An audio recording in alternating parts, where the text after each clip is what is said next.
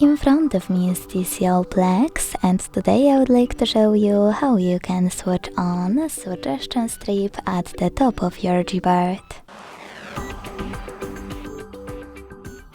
Begin by opening Settings and scrolling all the way down to hit System. Then select Languages and Input, Virtual Keyboard and GBoard.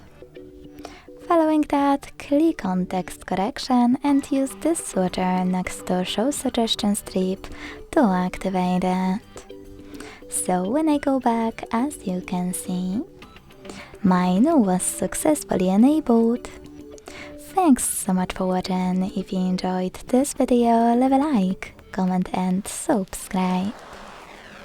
Bye!